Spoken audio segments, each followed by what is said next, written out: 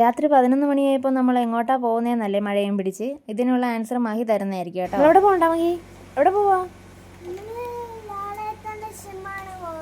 ഏത് സിനിമയുടെ പേരെന്തുവാ? ഏത് സിനിമ കാണാൻ പോണ?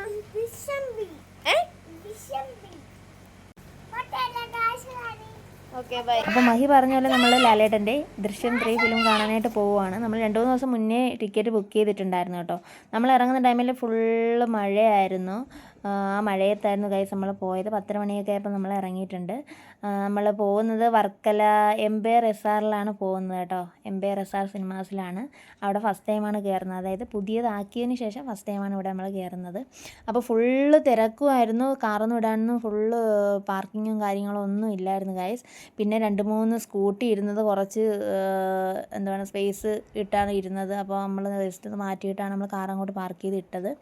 പിന്നെ നമ്മളങ്ങോട്ട് പോകുന്നുണ്ട്. എനിക്കിപ്പം ഫ്രീ ആയിട്ട് നടക്കാൻ ഗൈസ്. വേറെ ഒന്നുമല്ല, മഹിയുടെ അച്ഛനുള്ളത് കൊണ്ട് എനിക്ക് അവനെ എടുത്തുകൊണ്ട് നടക്കേണ്ട കാര്യമില്ല. മഹിയുടെ അച്ഛൻ എന്തായാലും അവനൊക്കത്തെ എടുത്തുകൊണ്ട് നടക്കുന്നുണ്ട് എവിടെ പോയാലും.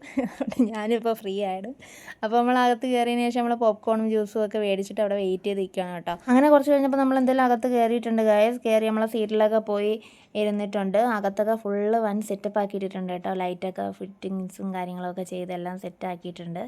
അപ്പോൾ എന്തായാലും സിനിമ ഇപ്പോൾ തുടങ്ങും. അപ്പോൾ എന്താണ് സിനിമ വിശേഷങ്ങളൊക്കെ എന്തായാലും സിനിമ കണ്ടതിന് ശേഷം പറയുന്നതായിരിക്കും ഗൈസ്. ഇവരെ മനസ്സമ്മതത്തിനും കല്യാണത്തിനും എല്ലാത്തിനും വിളിക്കണം. ബാബു ചായൻ. അയ്യോ 2 മണിയായപ്പോൾ എന്തായാലും ഫിലിം കഴിഞ്ഞിട്ടുണ്ട്. ഫുള്ളായിരുന്നു സിനിമ. എല്ലാവരും പോയി തീർച്ചയായിട്ടും കാണണം കേട്ടോ. ഇനി നെക്സ്റ്റ് പാർട്ടും കാണും. അപ്പോൾ അത്രയുള്ളൂ. ബൈ.